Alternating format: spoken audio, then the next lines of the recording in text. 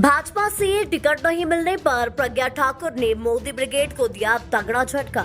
लोकसभा चुनाव में अब कुछ ही दिनों का समय शेष बचा है, तो वहीं चुनाव के मद्देनजर बीजेपी ने अपने उम्मीदवारों की पहली सूची जारी की है। 195 नामों वाली सूची में कई दिग्गजों के टिकट काट दिए गए। इनमें एमपी की कुल 29 लोकसभा सीटों में से 24 सीटों के उम्मीदवारों की घोषणा हुई और इन 24 सीटों में भोपाल लोकसभा सीट भी शामिल है। और भोपाल की सांसद प्रज्ञा सिंह ठाकुर को इस बार बीजेपी ने टिकट नहीं दिया है और भाजपा से टिकट कटने के बाद से प्रज्ञा ठाकुर के तमाम रिएक्शन सामने आ रहे हैं। प्रज्ञा ठाकुर ने कहा कि शायद पीएम मोदी को मेरी कुछ बातें पसंद नहीं आई है और उन्होंने पहले ही कहा था कि वो मुझे माफ नहीं कर सकते।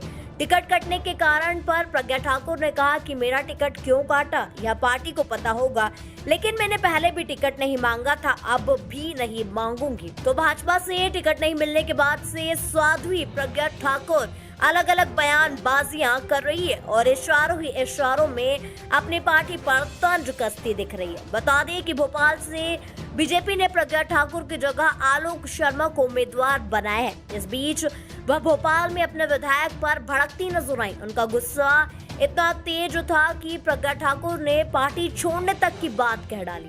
सांसद प्रज्ञा ठाकुर अपनी पार्टी के विधायक की करतूत पर जमकर बरसी। उन्होंने कहा कि स्कूल के सामने ठेका चल रहा था, जो कि बेहद गलत बात है। मुझे शर्म आती है कि ये कहने में कि बीजेपी के ये विधायक है।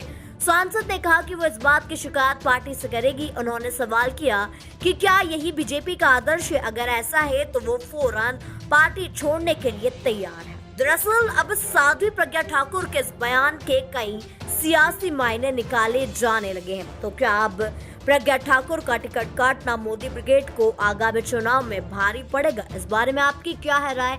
कमेंट बॉक्स में जरूर बताएं।